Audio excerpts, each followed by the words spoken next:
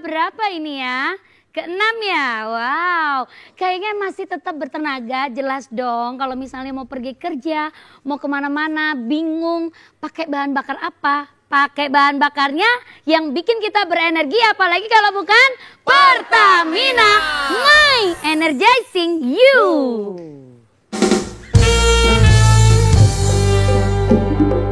Pate ono delay barang iku lho. Ibu-ibu, sudah ngantuk tak Bu? Belum. Katanya energizing. Ibu-ibu, kue brownies enaknya dikukus. Gus Miftah manis, bikin aku nggak fokus.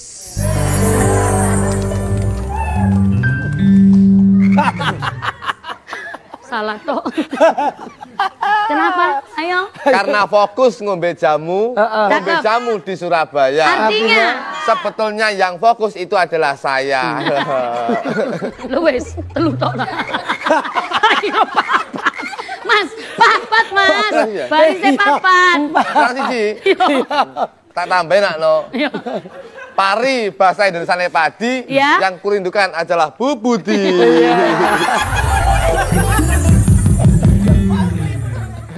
Tak geraya golek nanti di mana kene.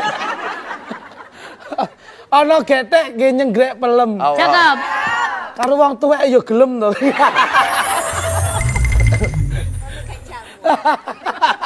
Pakai baju ke Pertamina. Cakep.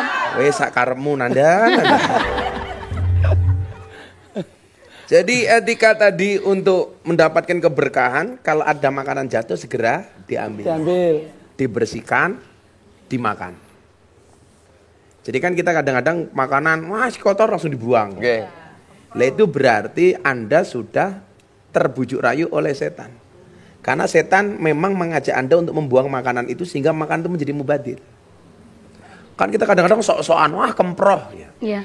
Kalau yang jatuh ya kayak umpamane kayak roti yang masih bisa dibersihkan kan bisa saja itu. Kecuali yang jatuh es krim, diumbah, ya hilang mau kok itu. Nah, itu. Jadi kalau yang memungkinkan katakanlah kayak kita makan roti atau gorengan yang ketika jatuh di lantai masih bisa untuk dimakan, ya diambil saja, dibersihkan. Kalau ada yang kotor yang dikit-dikit dibuang gitu. Tapi jangan dibuang secara keseluruhan. Ini nggak boleh. Gitu. Ini belum sesi tanya jawab, Bu. Santet kapok loh. Dan janganlah orang itu membiarkan makanan tersebut untuk setan. Artinya apa? Kalau kita buang, setan menang. Kalau kita buang, setan menang. Bahkan dalam etika itu begini. Kalau minuman umpamanya, minuman seperti ini. Kok kelebon, lalat, gitu loh. Lalat, yang paling gampang lalat. Ini apa yang Anda lakukan? Ternyata ada caranya. Kalau kecemplung lalat, langsung lalat itu kamu masukkan keseluruhannya. Karena satu sayap membawa penyakit, satu sayap ada obatnya. Setelah itu diangkat lalatnya, dibuang, diminum. Kan kita kadang-kadang, kena laler dibuang. Salah. Dimasukkan sekalian.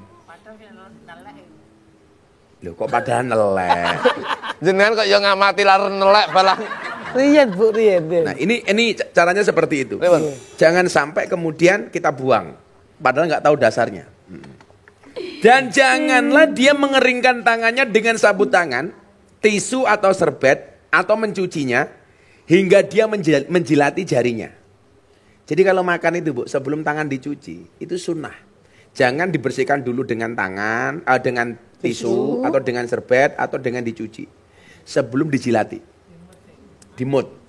Bahkan dalam hadis lain disebutkan hatta yal ikoha auyul ikoha, sehingga kamu jilat atau menjilatkannya.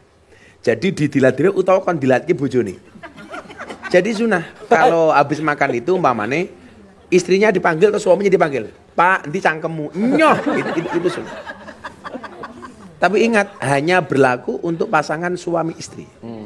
Tidak berlaku untuk sesama jamaah pengajian. Umpamanya berpengajian nanti Bu Yuni bardahar, Bu Budi itu Bud dicangkemmu nyoh, itu enggak boleh. Niki Dewi iki ngoten kula delok, Pak. Kali bojone nggih dawuh jenengan niku. Sok mirengke abe leh ngendikan to. Ya tak irenge lho. Lah iya, nyoh drijine muten. Bosok dimut mboten diculke ya drijine. Tiba dicokot. Berarti kira ceker. Jadi itu etika untuk mendapatkan keberkahan. Kenapa? Fa innahu la yadri fi ayyitu amihil barokah. Karena sesungguhnya ia tidak mengetahui makanan mana yang ada berkahnya. Coba Anda lihat, kadang-kadang kita itu makan sudah banyak kok merasa nggak kenyang-kenyang. Gitu. Ya karena mungkin nggak ada berkahnya. Nggak berkah. Kita terlalu sering menyanyiakan makanan, Bu. Saya itu kalau habis pengajian di pondok itu biasanya saya keliling.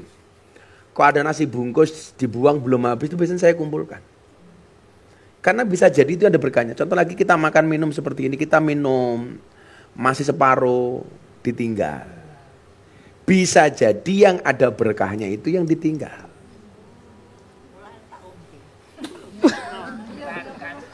Kemudian kita pengajian dikasih konsumsi snack. Makanan dipangan separuh, yang lain dibuang. Wah. Makanya yang benar tuh ibu-ibu. Open. Dibawa pulang. Itulah alasan kenapa kalau pengajian yang bawa tas mesti ibu-ibu. Dikarenakan Tujuannya cuma satu. ya Supaya snack itu rasel lebok kayak gitu. Makanya kalau saya pengajian pasti sandal atau sepatu saya selalu saya pakai. Karena kalau saya tinggal berpotensi dimasukkan tas ibu. Lah mbok menawa sing berkah sepatune jenengan karena Nah, sandalnya itu, niku. alasannya satu, ngalah berkah. Ngalah berkah. Ngalah berkah kehilangan sepatu. Nah, jadi itu adalah cara-cara yang kemudian bisa kita lakukan untuk menjadikan makanan yang kita konsumsi itu menjadi berkah. Apa tadi Bu? Makanan jatuh, tolong langsung diselamatkan, jangan dibuang. Karena kalau dibuang setan menang.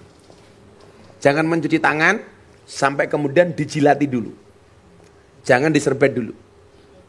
Jangan dilap dulu. Dibersihkan. Karena kan kadang-kadang kalau kita makan muluk tuh.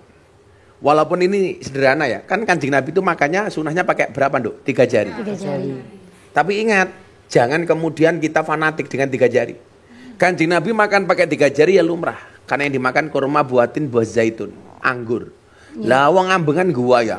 Saya harus sama dengan Kanjeng Nabi. Kanjeng Nabi makan pakai 3 jari ya. Modal disuguh rawon, nah ya. 3 jari ya. Melonyoh tanganmu. Ya tentunya menyesuaikan gitu loh. Masa mangane rawon nganggo 3 jari yo. Lah kowe mangane bebek ya masih bisa. Mangan penyetan masih bisa. Kalau mangane soto, ayo kowe. Ora iso, soto ambengan umpamane itu pakai itu. Enggak bisa begini begitu. Ya makanya boleh pakai sendok. Jadi kadang-kadang kita itu memahami hadis juga butuh pemahaman yang pasti gitu loh. Jangan gebaya sunnah Rasul. Wah. Salah kayak hari ini yang paling sering saya lihat itu pemahaman yang salah tentang hijab syar'i. Hijab syar'i itu seolah-olah harus nutup sampai mata sampai bawah. Bukan. Selama jilbabmu, pakaianmu menutup auratmu itu sudah syar'i. Jadi enggak harus nutup sampai bawah. Melakukan serimpet tiba. Makanya banyak kejadian orang naik motor, jilbabnya masuk ke gear. Ya karena terlalu berlebih-lebihan. Bojo kula kena menan nggih anak ngantek ngisor niku dijahit, Bah. Bundur. Terus lakune piye? Dilek mlaku ngantek ngene nih. lah pocong lah. Bojomu iki menungso apa pocong to? Tok. Nah, apalagi yang lain tentunya masih banyak. Ilmu yang harus kita dapatkan di persoalan makanan yang berkah ini. Dan kita akan bahas setelah yang satu ini. Setelah yang satu ini, tapi jangan lupa di follow dulu ya. Sahur bareng Gus Miftah JTV. Kita kembali lagi di mana Ibu? Sahur bareng Gus Miftah. Ayo dulur nambah